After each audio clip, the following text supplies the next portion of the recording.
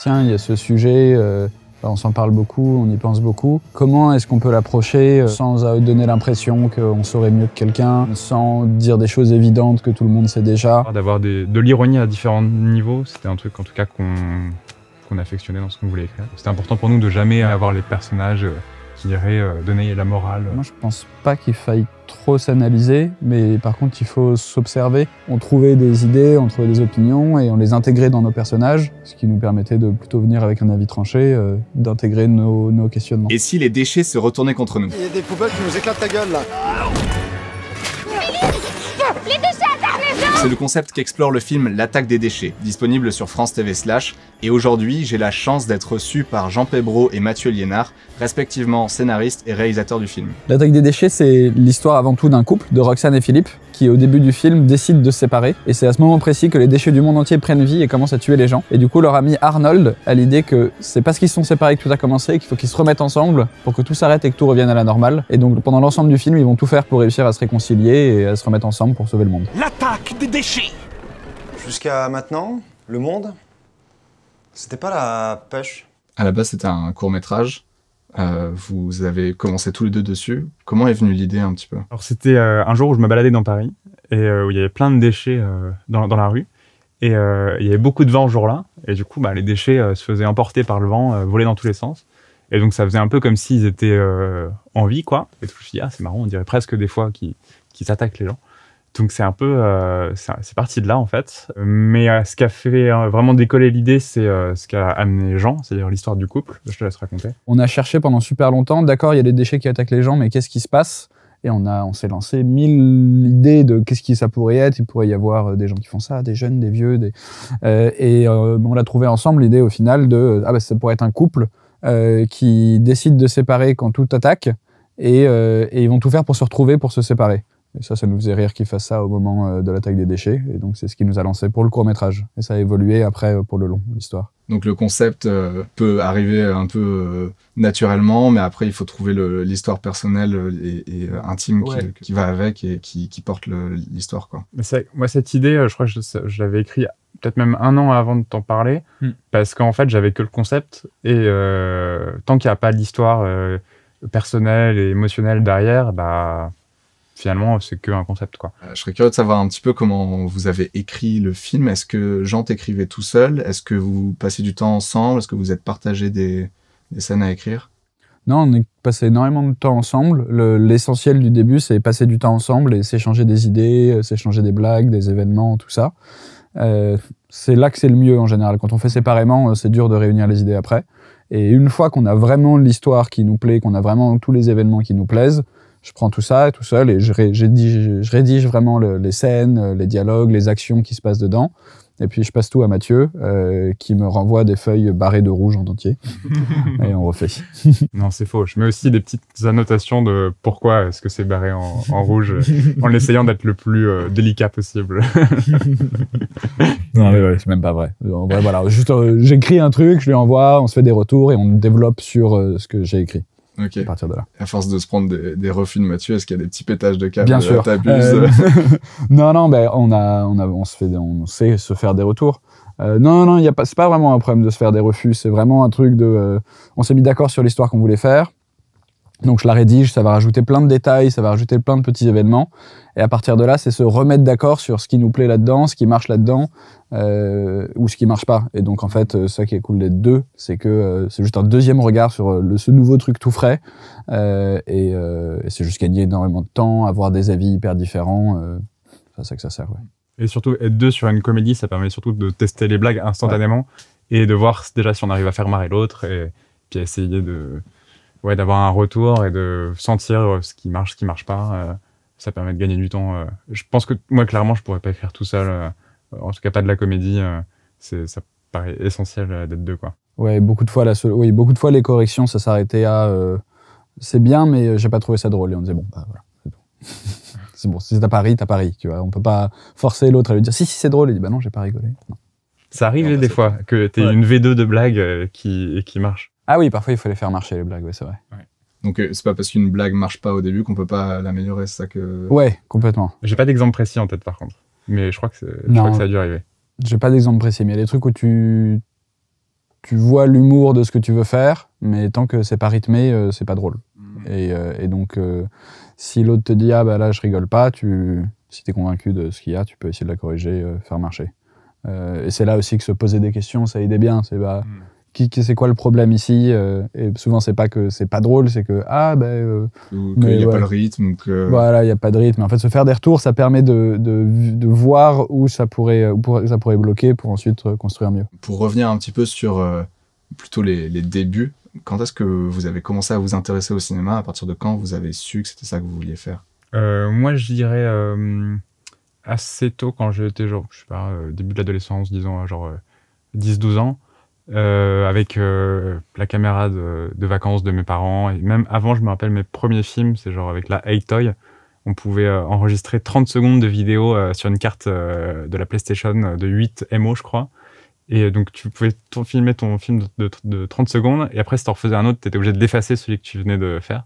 Donc je faisais des petits films comme ça pour m'amuser, quoi. Et après, entre ça et dire que je savais que je voulais faire du cinéma, il y a un monde, évidemment, mais je sais que c'est à partir de ce moment-là où genre juste à m'amuser de faire des films, quoi.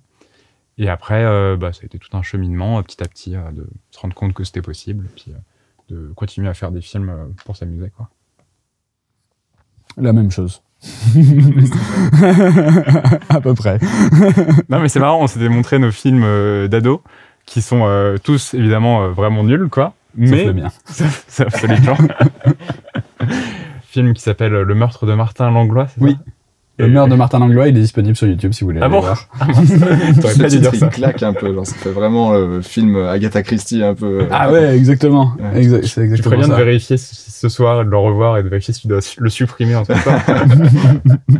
On a fait des fausses critiques de presse avec genre deuxième qui met 6 étoiles ou au lieu de première, tu vois, ou je sais plus, on a fait ouais. Mais ouais, en vrai, je trouve ça hyper intéressant de voir les premiers films qu'on fait, même je sais pas si toi t'as fait des films quand t'étais ado, quoi. Ouais, moi j'avais commencé avec à 11 ans, j'avais un appareil photo qui faisait pas de vidéo et je faisais du stop motion avec mes Playmobil. Ah, mais j'ai fait ça aussi. Ouais, ça c'était mes premières vidéos, quoi. J'ai fait des parodies de Star Wars en Playmobil. Ouais, pareil, en Lego Star Wars, moi, du coup. Mais au début c'était Playmobil et puis petit à petit j'ai évolué, j'ai commandé des Lego à Noël. C'est mieux. Pour pouvoir mieux articuler. Parce que les Playmobil, t'es obligé de faire comme ça, t'es vachement limité. Et du coup, j'ai pris des Lego Star Wars, comme ça, ils pouvaient se tirer des lasers dessus. Ah, stylé, t'as allé loin. Je faisais les effets spéciaux des lasers sur Paint, image par image. Mais non. Ça, c'était mes premiers films. Ah, moi, j'avais After Effects assez tôt, j'avais un oncle qui nous avait filé. Et du coup, plutôt que d'aller courir dehors jouer au foot, j'étais sur After Effects ado, ce qui est pas très sain, mais... Mon oncle, il m'avait même imprimé des tutos pour faire des effets de sabre laser de Star Wars, tu vois. Et donc, sauf que c'était genre l'époque où tu avais une connexion limitée, tu payais à la minute. Du coup, il avait imprimé le tutoriel pour faire les effets spéciaux. Mais du coup, tout ça pour dire, je trouve ça très important de faire des films nuls pour essayer de s'améliorer petit à petit et de faire mieux petit à petit. Est-ce qu'un jour, on se dit, voilà, c'est bon, c'est le meilleur. Enfin, genre, je veux dire, si on n'a pas un tout petit peu l'impression que c'est nul, on peut pas vraiment avoir envie de faire le suivant, quoi. Genre, ouais. Ouais. Je les ai vus, j'ai vu une interview de Wes Anderson où il lui demande la question s'il aime ses films. J'étais genre, mais oui, mais est-ce que lui il aime ses films? Et non, il est hyper frustré de chacun de ses films, c'est jamais assez bien. Et il dit que c'est compliqué de parler de ses films et qu'il préfère juste parler des nouveaux et des suivants. Après, moi je suis très très content du film qu'on a fait. Moi, je suis très content. Mais je sais que dans quelques années, je verrai encore plus de défauts que maintenant. Ouais. Ça va aller qu'en s'empirant, évidemment. Enfin, en tout cas des choses que j'aimerais faire mieux, quoi. Mais ouais, effectivement, comme tu dis, c'est heureusement, quoi. Ouais. Pour vous, c'est quoi une bonne histoire? On s'était dit une fois que les histoires avec de l'ironie dedans, on aimait bien. Que ce soit dans le concept, que ce soit dans le développement de l'histoire, d'avoir de l'ironie à différents niveaux. C'était un truc, en tout cas, qu'on affectionnait dans ce qu'on voulait écrire. Quand est-ce qu'on est prêt à faire un long métrage? Bah déjà, c'est pas tout à fait un long métrage qu'on a fait, c'est un film de 45 minutes. Donc, on sait pas exactement... pas exactement te répondre. Après, juste, faut se lancer. Quand on le sent, faut se lancer, quoi. Juste, j'imagine. Vas-y, t'as une réponse? Exactement ça, moi. Je reprends ta vidéo sur Spider-Man. It's a leap of faith. On n'est jamais prêt. Il faut juste se lancer. Ouais. Bien joué. Il n'y a pas un certain nombre de festivals à faire ou avoir des retours de professionnels. Est-ce qu'il y a des facteurs extérieurs qui peuvent nous montrer quand même que c'est bon, qu'on peut y aller, ou est-ce que j'ai regardé beaucoup de témoignages de gens sur internet qui disaient moi, j'ai fait un premier film, c'était nul, je veux dire j'ai perdu 2 ans de ma vie et 50 000 € et j'ai perdu des gens qui ont autoproduit leur long métrage, qui se sont lancés sur un long métrage en se disant de toute façon faut le faire un jour, faut se lancer. C'est vrai que ça vient mettre le curseur quand même de ok, donc faut se lancer à un moment, on se sentira jamais complètement prêt. Mais est-ce qu'il y a des facteurs extérieurs qui permettent de se faire confiance quand même, de se dire... Bah, effectivement, comme tu dis, plutôt que de mettre 50 000 € dans un long métrage, autant les mettre dans un court métrage. Enfin, faut déjà avoir, c'est beaucoup d'argent, quoi. En fait, ça coûte tellement cher de faire un long et c'est tellement long, ça demande tellement d'efforts que ça me paraît compliqué de faire un long en autoproduction. Enfin, ça se fait, hein, mais il y a des exceptions, etc. Mais c'est un pari hyper risqué, quoi. Donc je crois que c'est peut-être plus intéressant de concentrer ses efforts sur un cours, même déjà 2 minutes, 5 minutes, etc. et de le faire du mieux qu'on peut. Et puis petit à petit, comme ça, essayer d'augmenter en longueur. Ouais, je crois qu'il faut juste y aller petit à petit, augmenter la durée petit à petit. Ouais, moi je dirais aussi peut-être de trouver des collaborateurs. C'est quand même un bon signe. Si des gens ont envie de te suivre sur le projet, c'est là que je trouve, par exemple, trouver des producteurs, c'est quand même un bon signe que les choses avancent, parce que c'est d'autres gens qui te connaissent pas. C'est pas trouver des copains qui disent ok, d'autres gens qui sont pas tes amis, qui s'engagent avec toi. C'est quand même un bon signe que ok, il y a des gens qui trouvent ça intéressant. Après, sur du court, c'est très bien aussi de faire ça avec des copains, c'est trop cool. En fait, c'est la meilleure manière d'avancer, c'est d'avoir des potes qui ont autant envie de toi que de faire des films. Et puis... Voilà, mais donc s'ils avancent avec toi, et par exemple, ils commencent à faire de la production, et que donc toi, tu trouves une valeur à leur regard et à leur choix, si après eux-mêmes te disent, ils apprécient le projet que tu proposes, enfin ouais, je pense avoir des collaborateurs, c'est quand même se dire, je suis pas tout seul, et pas juste des gens... T'as beaucoup d'argent, par exemple, et donc t'appelles quelqu'un et tu dis je te donne de l'argent et tu feras ça avec moi. Ça, tout le monde va te dire oui, ils vont le faire et c'est pas leur souci si ça rate ou pas. Je trouve que c'est bon signe. Sinon, on peut beaucoup s'enfermer tout seul et se dire oui, ça, c'est très bien, ça marchera, de toute façon, il faut y aller au culot. Après, il n'y a pas de règle. Hein. Parce que je suis sûr qu'il y a des tas de films, de premiers films qui ont été faits avec très peu de moyens et qui ont lancé des carrières. Ouais, je ne serait-ce que je sais pas, je crois que Christopher Nolan, il avait fait ça, non 6000 livres, un film en noir et blanc dans Londres avec rien du tout, quoi. Genre juste, il a juste payé pour la pellicule, en fait. Ouais. C'est tout, quoi. Après, c'est une autre époque aussi, donc aujourd'hui, tu peux voir tellement de films sur Internet. Et puis le mec est un génie aussi. Ouais, je veux dire, il y a ça aussi, en vrai. C'est le truc de s'entourer de gens qui voient notre valeur sans qu'il y ait effectivement un biais de proximité, de relations proches, etc. Ou d'argent, comme tu disais. En fait, quelqu'un qui s'engage sur le projet avec, pas rien à gagner, mais quelqu'un qui s'engage sur le projet, parce qu'au bout d'un moment, des 20 ans, 25 ans, les gens, ils ont plus de temps pour rien. Enfin, tout le monde a trop de trucs.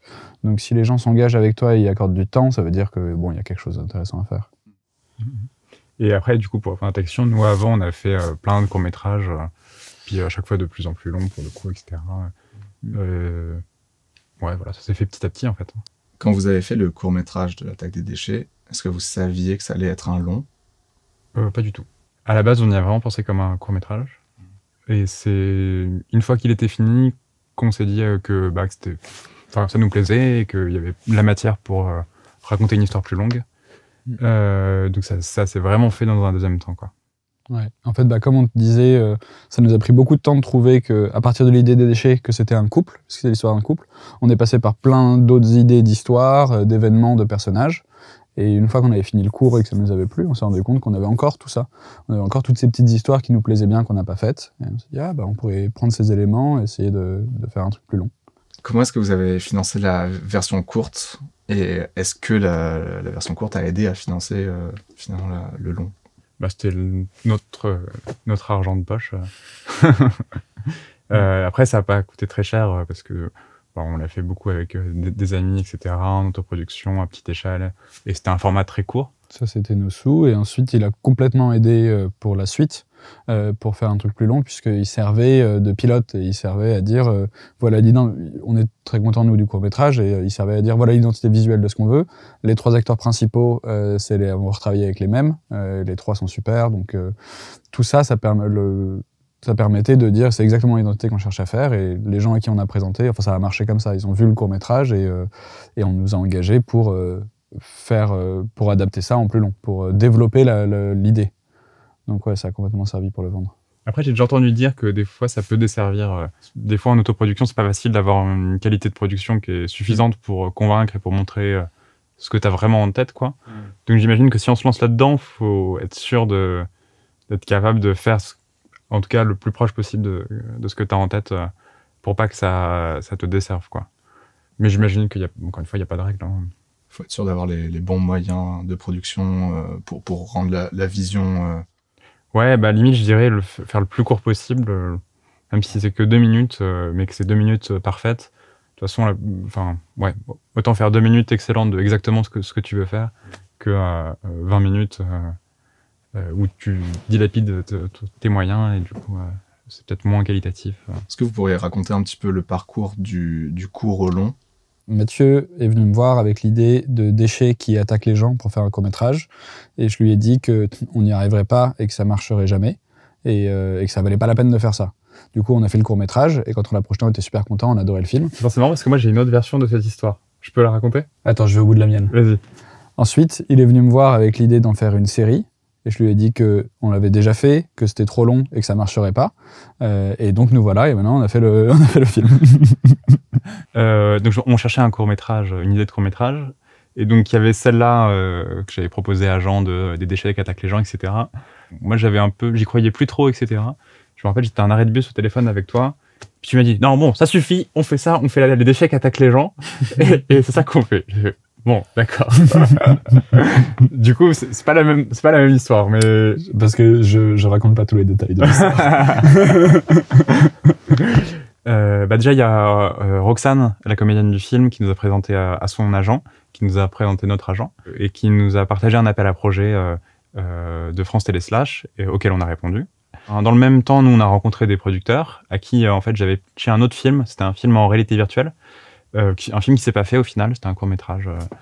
Donc ça s'est pas fait, mais à peu près au même temps, on venait de terminer le court-métrage de Attack of the Living Trash, qui était le pilote. Qui était juste un court-métrage à la base. Et donc c'est à peu près à ce moment-là où on avait l'idée d'en faire un format plus long. Et donc j'en profite pour leur montrer ce court-métrage-là, en leur disant qu'on avait l'idée d'en faire un format plus long. Et ça les a fait rire, et donc du coup, ils sont partis avec nous, on a répondu ensemble à l'appel à projet. Eux, on leur a envoyé une série, ils nous ont proposé de faire un unitaire. On avait proposé 10 fois 10 minutes, et ils nous ont proposé de faire un film de 45 minutes, 1 heure, et le format, on était trop contents, en fait, ça convenait mieux à ce qu'on voulait faire, que ça soit un seul film, une seule grande course, enfin, c'était super. Et ensuite, voilà, effectivement, ils nous ont demandé d'abord un synopsis, puisqu'on réadaptait une série en un seul format, un synopsis, ensuite un séquencier, c'est-à-dire toute l'histoire comme un scénario mais sans les dialogues, juste intérieur, jour, scène 1, scène 2, scène 3, avec tous les événements mais sans dialogue, juste qui explique ce qui se passe, comme ça on a une idée tous ensemble claire de où on va, et après ça une V1, un scénario, une V1 avec les dialogues. Ouais, voilà. Après, il y a de la recherche de financement et différentes versions de scénarios. Pour la recherche de financement, vous étiez inclus dans le process ou c'était plus c'est plus la production. Après, en fait, il faut quand même faire des dossiers et donc rédiger une note d'intention, des choses comme ça. Donc, il y a quand même des choses à faire. Ok. Et est-ce qu'il y a des acteurs extérieurs qui ont fait changer le scénario soit des raisons budgétaires, ou des acteurs, ou les distributeurs? Des raisons budgétaires, oui. Essentiellement pour réduire le nombre de décors, par exemple. Parce que plus on a de décors, plus on est obligé de changer d'endroit, et donc il y a toute une logistique, et donc en fait, finalement, ça coûte cher, ça prend plus de temps. Entre la V1 et la V, je sais plus, 12, il y a eu plusieurs étapes comme ça où on supprimait des décors. Par exemple, avant, je crois qu'ils passaient par leur appartement, ils passaient par les toits de Paris. Alors qu'en fait, là, ils sont dans la rue, ils entrent directement au magasin d'oreiller, et en fait, on n'avait pas besoin de faire autant d'étapes. En fait, on écrivait la V2 pendant le Covid. Et donc, je te donne un exemple, par exemple, avec France Télé, ils avaient l'idée d'intégrer des éléments de la crise Covid dans le film. Et donc, c'est comme ça qu'on a eu l'idée, par exemple, du masque Covid qui les attaque. Donc, c'est ce qui est très cool. Du coup, ça permet d'avoir des idées en plus qui sont très chouettes. Et il se trouve que nous, en parallèle, déjà sur certaines scènes, on faisait des petits parallèles avec ce qu'on pouvait observer pendant la crise Covid. Ouais, du coup, quelque part, ça a eu un petit impact. Ça a changé quelques blagues, quoi. Il y a eu les comédiens, mais de manière, c'est finalement sur des détails, sur des mots, etc., pour à la fois se les approprier ou trouver des nouvelles blagues qui marchent super bien. C'est vrai que c'est marrant que la crise Covid, en fait, ait vraiment affecté le ton de gros segments de l'histoire, où c'est venu affecter. En fait, on voyait des gens réagir à une crise mondiale. On était en train d'écrire une histoire dans laquelle il y a une crise mondiale, et donc en fait, ça nourrissait énormément quel genre de réaction il peut y avoir, et qu'est-ce qui devenait drôle une fois qu'on le mettait dans l'histoire, qu'est-ce qui se passe pour de vrai et qui devient drôle quand on le met dans l'histoire. Ouais, c'est tout. Et ensuite, juste le budget, effectivement, on a écrit une première version sans jamais se limiter, en mettant tout ce qui nous faisait rêver, et on a écrit ensuite une deuxième version avec le budget en tête. Donc là, tu écris tu resserres. C'est dans cet ordre-là qu'il vaut mieux faire, j'imagine. Oui, j'imagine qu'au début, il faut se laisser aller complètement. C'est une question que je me pose encore aujourd'hui. C'est quoi la meilleure approche? Parce que c'est peut-être bien d'avoir aussi les contraintes dès le départ. Peut-être que nous, on ne se rendait pas tout à fait compte dans le détail de tout ce qu'impliquait tout ce qu'on écrivait. Ne serait-ce que, par exemple, je sais pas, tourner sur les toits de Paris, on ne se rendait pas compte que c'était dangereux. Oui, complètement. C'est vrai qu'il y avait beaucoup de choses où, en fait, on ne savait pas ce qui allait coûter cher ou pas cher. Est-ce que tourner dans la rue ou tourner dans un vrai magasin, ça va être cher? Est-ce que c'est possible? On avait une idée, mais pas aussi précise. Pas assez précise. Et surtout, quel équilibre elles ont toutes ensemble, ces idées. C'est-à-dire, il y a des trucs qui coûtent cher, mais en fait, si tu fais qu'un seul effet cher, là, il n'y a pas de souci. Donc ça, effectivement, on avait du flou. Initialement, effectivement, les personnages, ils sortent de chez eux, ils sortent par la fenêtre de la salle de bain, et ils grimpent la tuyauterie, ils arrivent sur les toits, où ils sont poursuivis par des oiseaux sacs plastiques qui leur sautent dessus. Et ça, c'était trop cher. C'était pas notre budget. En soi, c'est faisable. Hein. C'est quand même beaucoup de moyens pour une petite séquence, pour une blague. Quoi.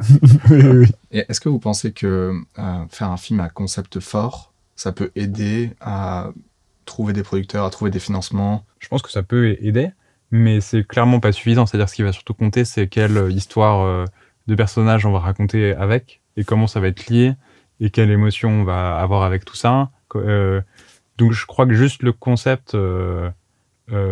c'est pas suffisant surtout qu'il y a beaucoup de films à concept fort, et donc comment se positionner par rapport aux autres. En tout cas, c'est clairement pas juste ça, en tout cas. J'ai vu pas mal d'exemples notamment de jeux vidéo, mais de films aussi, à concept fort, où en fait c'est un peu un des derniers trucs qu'ils ont trouvé, le concept fort. Il y a Ape Out, où t'es un gorille qui doit s'enfuir, c'est juste ça, t'es un gorille qui doit s'enfuir et tu écrases des gens contre des murs. Et en fait, il était parti d'un autre concept complètement, qu'ils ont évolué, ils ont travaillé les mécaniques du jeu, et à la fin ils se sont dit, ok, mais c'est quoi le meilleur personnage pour ça? Ils ont trouvé le gorille à la toute fin, quoi. C'était le dernier truc qu'ils avaient. Au début, c'était un jeu d'infiltration où tu devais être super discret. Et ils ont eu l'idée, du coup, le gars, il pourrait attraper les soldats qui passent. Tu vois, il peut les attraper et les jeter. Et puis, à force d'y travailler, ils se sont rendus compte que la meilleure mécanique qu'ils avaient, c'était attraper et jeter. Ils se sont dit, en fait, on va se concentrer sur ça. Et ils ont développé ça, et au bout d'un moment, ils se sont dit, alors, qui va vraiment pouvoir attraper des gens et les jeter? Et puis, c'est devenu un jeu hyper nerveux, hyper rapide, où t'es un gorille et t'attrapes les gens, tu les jettes. Comment on s'entoure pour faire un film? Nous, sur nos premiers courts-métrages, on est pas mal passé par cinéaste.org. C'est comme ça que j'ai rencontré la chef opératrice du film, Mathilde Grillard, le compositeur aussi, Stéphane Lopez. Et en fait, après, on a continué à travailler ensemble. Et donc, c'était un bon moyen, parce qu'au début, on était surtout avec nos potes, quoi. Mais au bout d'un moment... les copains, ils ont plus envie de... Ils ont d'autres choses dans leur vie que faire des petites vidéos. Et c'est vrai que cinéaste.org, pour ceux qui connaissent pas, c'est quand même un truc assez incroyable. C'est un site où simplement on met une annonce parce qu'on va faire un court-métrage, et en fait plein de gens se répondent, et on a tous rencontré des gens qu'on adore encore aujourd'hui, et qui en sont super bien, avec qui on s'est fait des belles affinités. C'est vraiment une newsletter de la plus basique de ce qui peut exister, mais elle a un rôle incroyable. Et je pense que plein de gens en dehors de nous auront la même expérience que Cinéaste leur a permis de rencontrer des gens. Il y a le régleur cascade du court-métrage aussi, Louis Bugeaud, on s'était rencontrés comme ça, et qui du coup là était cascadeur sur le film. Donc il y a plein de belles histoires. Et sinon, on a rencontré beaucoup de gens en école de ciné, et qui est quand même un bon endroit pour chacun se s'aider avec les films les uns des autres. Et même pendant qu'on préparait ce film-là, avoir des amis à qui on faisait lire ce qu'on faisait, à qui on faisait voir des versions de montage, à qui on pouvait demander plein de conseils tout le long. Je pense que c'est ça qui nous permettait d'avancer, ouais.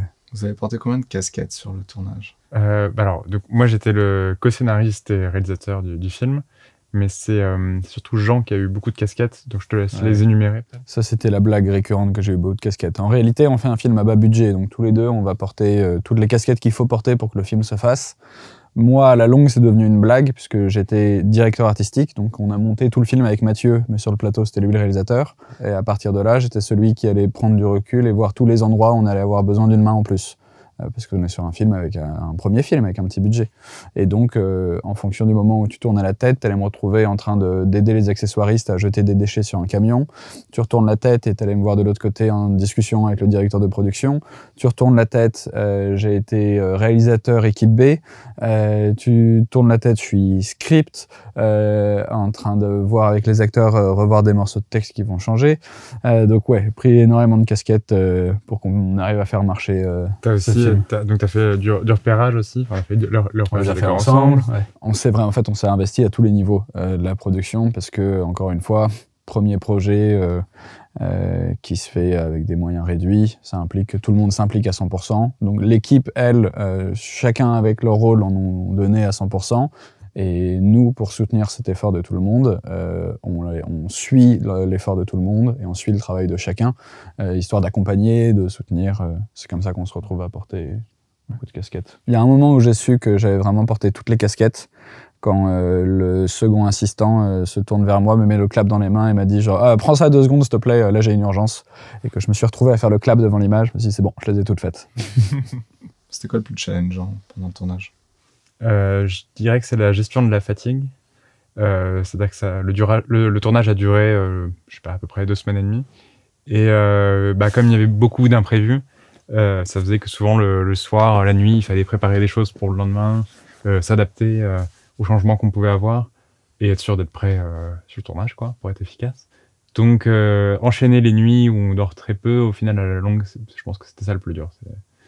Gérer ça, mais en même temps, ça fait que, en même temps, de toute manière, on avait une énergie folle parce qu'on porte ce projet depuis longtemps et du coup, il y avait l'adrénaline aussi du projet qui fait que, on était à fond quoi qu'il arrive, quoi. Quand ça s'est passé avec les comédiens, est-ce que vous avez eu du temps pour les répétitions? Est-ce qu'il y avait assez de temps sur le tournage pour tourner autant de prises que vous vouliez? On n'avait que des comédiens incroyables, je tiens à le dire. On a pu être très efficace et tourner très vite le film. Le fait d'avoir fait des répétitions aussi, ça nous a permis de gagner beaucoup de temps sur le plateau et d'être assez précis dans le rythme qu'on voulait, etc. Et puis d'avoir vraiment le temps avec eux de se poser les questions, de réfléchir à ce qu'on voulait communiquer, aux intentions, à affiner tout ça, quoi. Et ce qui a fait que sur le plateau, on était assez efficace, donc on n'avait pas beaucoup de prises, mais en fait, ils étaient tellement doués, quoi, que en fait ça allait vite, quoi. Est-ce que avec la technique vous avez eu le temps de répéter ou de préparer en tout cas? En tout cas effectivement on a fait on a beaucoup discuté des intentions et de ce qu'on allait faire pour être le plus précis possible sur le tournage et le plus efficace possible, quoi. Que en fait il n'y ait pas trop à réfléchir au dernier moment à comment on met le cadre, la lumière, etc. Que toutes les décisions soient prises en amont, tous les débats qu'il peut y avoir soient faits en amont, pour que en fait, le peu de temps qu'on a pour tourner, on l'utilise à 100% et qu'on soit efficace. Toute cette préparation avec les acteurs, avec les techniciens, je trouve que ça s'est beaucoup fait dans la mesure du possible. C'est-à-dire que tout le monde soit aussi prêt que possible, mais en sachant qu'on avait des limites de temps déjà pendant la prépa et ensuite pendant le tournage. Et donc, il s'avérait encore une fois, chercher l'essentiel de ce qu'on voulait communiquer avec tout le monde, en sachant que chaque instant qu'on avait avec les gens, c'était privilégié. Enfin, c'était génial de pouvoir s'installer avec une partie de l'équipe technique 1 heure et de pouvoir discuter. Et donc, qu'est-ce qu'on peut se communiquer en 1 heure, en 3 jours? On n'avait pas 3 mois pour discuter avec les gens. On n'avait pas 3 mois pour avoir des nouvelles idées, les rappeler. On pouvait pas appeler les gens à minuit, dire « Ah, ok, alors en fait, vraiment, moi, ce que je cherche à dire, c'est ça. Alors, on s'est dit ça. » C'est genre, il va falloir être clair dès la première fois sur ce qu'on se dit, parce que le temps qu'on peut avoir avec eux, c'est génial, et on va pas pouvoir avoir un temps infini avec chacun. Et du coup, pour rebondir là-dessus, c'est vrai qu'on a fait tout un travail en prépa, ne serait-ce qu'avec des moodboards, des storyboards, et pour un peu définir ce qu'on allait faire et essayer d'être le plus précis possible. Après, ça n'empêchait pas qu'en fait, ils sont venus avec des tas de propositions et des tas d'idées en plus, quoi. Donc, il y avait un superviseur VFX qui était là pour s'assurer qu'on tournait ça de la bonne manière et qu'on avait tout ce qu'il nous fallait. Et donc, il s'appelle Robin Derriot. Il a fait un travail monumental sur le film. Il y a 123 plans à effets spéciaux et c'est incroyable ce qu'il a fait en fait. En préparation du film, on avait fait des réunions avec à la fois l'équipe des effets pratiques, donc les effets qu'on a fait sur le plateau, et Robin des effets spéciaux. Alors l'équipe des effets pratiques, il s'appelle les gros gamins. Ils portent bien leur nom parce qu'ils ils s'amusent à faire un peu tout et n'importe quoi. C'est des géotrouve tout des accessoires. Et donc en fait, pendant ces réunions, surtout le boulot, c'était de se mettre d'accord sur qui fait quoi. Qui est responsable de tel effet, être sûr qu'en fait il se marche pas sur les pieds et qu'en fait en faisant tel effet on va pas empêcher de pouvoir tel effet sur le plateau on va pas empêcher de faire tel effet numérique, qu'est-ce qui était le plus adapté à tel ou tel plan, telle ou telle situation. Et c'est comme ça qu'on a défini par exemple que les déchets radioactifs en fait on les a fait numériquement. À la base on voulait les faire sur le plateau, mais en fait on s'est rendu compte que c'était trop dangereux de prendre des tubes de LED et de les tirer avec des nerfs à droite à gauche du plateau. Donc en fait, on l'a fait en effets spéciaux et ça marche super bien. Et après, souvent, les techniques se mélangeaient, c'est-à-dire qu'il y a une partie d'effets pratiques sur le plateau et une partie d'effets numériques, que ce soit pour effacer des fils de nylon ou pour rajouter un déchet en arrière-plan. Et le fait de mélanger tout ça, ça fait qu'on sait plus exactement qu'est-ce qui est vrai, qu'est-ce qui est pas vrai. La démarche initiale, nous, c'était vraiment, je pense, que les effets spéciaux viennent agrandir les effets pratiques. Et toujours les avoir en plus pour que ça agrandisse l'effet et donc qu'ils se mélangent bien et pas avoir trop de plans où tout repose sur l'effet spécial, par exemple. Est-ce que vous avez des souvenirs un peu anodins que vous garderez toujours de ce tournage? Au bout de 2 ou 3 jours de tournage, les premiers jours, on était stressés parce que tout le monde se met en place. Et le 3e jour, on a un plan où on veut animer un cendrier fait à partir d'une canette, donc un petit truc tout plat en métal. Et on l'a planté dans une perceuse et on a relié la perceuse à une GoPro pour avoir un plan, en gros plan, il y a un cendrier qui tourne hyper vite et la caméra juste devant. Et c'est Mathieu qui tenait la caméra et qui doit foncer à travers le plateau vers les acteurs et tourner autour des acteurs pour filmer le plan d'une canette qui volerait partout et qui peut attaquer les gens. Et donc pour ce plan-là, il fallait vider entièrement le plateau puisque Mathieu allait courir partout et tourner autour et donc et laisser que les acteurs et Mathieu. Et on est tous, le reste de l'équipe part en dehors du plateau, on regarde l'image, ce que Mathieu est en train de filmer. Et j'ai déjà vu Mathieu dans ce genre de contexte, et donc je préviens l'équipe, dont le premier assistant réalisateur. Ça, c'est le moment où on perd Mathieu. Ça, c'est le moment où il joue et il s'amuse. Et ça va prendre beaucoup trop de temps et beaucoup plus que nécessaire parce qu'il est en train de s'amuser, donc il faudra juste faire attention à ça. Oui, t'as raison, on va faire attention parce qu'on n'a pas le temps de traîner, genre, de toute façon, je te rappelle. Je m'éclatais. Et en fait, il s'amusait tellement et c'était tellement communicatif qu'à chaque fois, il disait « Je peux en avoir une de plus ?» Et tout le monde lui disait « Ouais !» Et donc ça tournait, j'étais le seul à me dire « Mais j'ai prévenu, on est en train de perdre notre temps avec ce truc !» Et il le refaisait, c'était marrant. Et donc ça, c'était un moment un peu plus léger sur le tournage où je pense que tout le monde a senti que ok, on peut commencer à jouer sur ce plateau, on va commencer à s'amuser, alors qu'au début, on était tous stressés. Est-ce que vous avez écrit des fins alternatives? Oui, bien sûr. Alors à la base, la fusée ne redécollait pas. Je crois que dans la première version, elle tombait, elle explosait. Dans la première version, ils allaient dans la fusée. Ah oui. On a écrit une vingtaine de fins. Ouais. Ouais, il y a plusieurs fins qui se ressemblent beaucoup et c'est des détails, mais initialement, ils allaient dans la fusée, ensuite, ils y allaient pas, mais comment est-ce qu'ils y allaient pas? Ça a été différents sujets. Ouais. Mais l'introduction, c'est celle qu'on a le plus. Pour le coup, on doit avoir une 50aine d'introductions différentes. Ouais. Ça, on en a beaucoup. Il y a les introductions liénards, c'est celle où tu fais exploser tout le budget à la première minute du film. Donc ça, c'est quand tu organises une émeute avec des policiers, des CRS, des émeutiers, des manifestants, de la fumée, tout plein de trucs, des explosions et trois avions de chasse. Non, il a pas mis les avions de chasse. Il y a mon intro à moi, c'est quand les gens sont assis et parlent pendant 3 heures avant que ça commence. et là, on a trouvé un compromis. Ensuite, il y a le compromis. C'est quoi un peu le challenge d'écrire sur un sujet sérieux sans paraître moralisateur? Nous, dans notre cas, c'était quelque part le message est dans le concept et très évident juste avec le pitch du film. Mais en même temps, c'était important pour nous de jamais avoir à le formuler, de jamais avoir les personnages qui irait donner la morale et le dire texto, quoi. Donc c'est un peu comme ça qu'on a essayé de le faire, en tout cas. Aussi, cette question, c'est un peu tout notre point de départ à nous aussi. De se dire, tiens, il y a ce sujet, on s'en parle beaucoup, on y pense beaucoup. Comment est-ce qu'on peut l'approcher sans donner l'impression qu'on saurait mieux que quelqu'un, sans dire des choses évidentes que tout le monde sait déjà. Comment l'approcher, vu que c'est un sujet dont on se parle beaucoup? A priori, on devrait pouvoir le mettre à l'écran, mais il nous inquiète de plein de manières.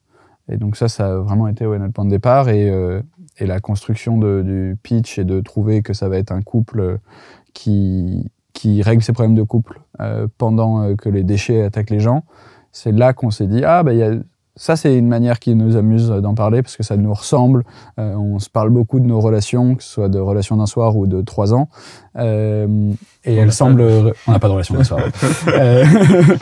C'est pour ça qu'on voulait faire de la comédie aussi, c'était une manière décalée de parler de tout ça. Qu'est-ce que vous pensez du fait d'analyser ses propres œuvres, que ce soit à l'écriture ou après coup? Vous pensez qu'il y a un devoir de l'écrivain, un devoir moral, ou est-ce que au contraire, il faut que ce soit une inspiration un petit peu... Ça, je pense qu'on va pas forcément toujours avoir les mêmes points de vue là-dessus. Moi, je pense pas qu'il faille trop s'analyser, mais par contre, il faut s'observer et s'écouter. C'est-à-dire qu'on va commencer à écrire quelque chose, poser un avis, une opinion, enfin sans trop se juger, on le pose, mais ça nous fait réagir. Et on se dit, mais ça c'est un peu dégueulasse, ou mais ça c'est un peu terrible, ou c'est trop gentil, ou trop méchant. Et plutôt que de corriger parce qu'on a cette réaction, d'intégrer cette réaction. Et de se dire, il est trop gentillet, et mettre un personnage qui lui dit que ça c'est un peu ridicule, la manière dont tu penses à ça, ou dont tu le fais, ou c'est rigolo, ou ce que tu veux, comme ça. On se censure pas, mais on évolue sur les différentes réactions. Et donc, une fois qu'on fait réagir un personnage qui dit « t'es ridicule de faire ça », qu'est-ce que je pense de lui qui dit ça? Et ça permet de faire évoluer. Et je pense qu'on a beaucoup travaillé comme ça, de venir l'un ou l'autre avec une nouvelle certitude.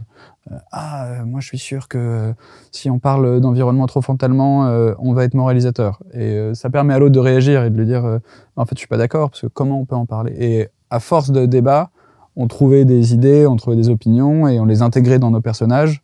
Et dans leur discours, et ce qui nous permettait de plutôt venir avec un avis tranché, d'intégrer nos questionnements. Est-ce que vous avez une théorie sur la raison réelle du soulèvement des déchets? Ah non, moi je me suis fait le jeu de pas poser la question du tout, mais je t'écoute. Ah ouais? Ah ouais, moi j'ai décidé que j'allais jamais poser cette question.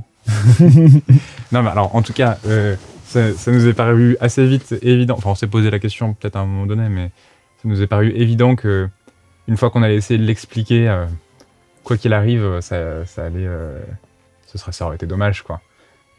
Finalement, c'est bien que chacun s'imagine, mais vas-y, toi, t'as des idées de ce que ça pourrait être? Ah non, s'il y a que moi qui joue. Si, mais c'est mieux parce qu'en fait, à partir du moment où je sais qu'il y en a pas vraiment. Ah mince, j'ai déjà dit qu'il n'y en avait pas vraiment. Non, mais alors si, en fait, il y en a. Il y en a une, et on la dira jamais. Mais en fait, tu sais quoi, on va la refaire. Tu me quittais? C'est pas suffisamment clair? Roxane! Philippe! Les déchets attaquent les gens! Aïe! Tu veux dire que notre rupture aurait causé l'attaque de déchets? Exactement!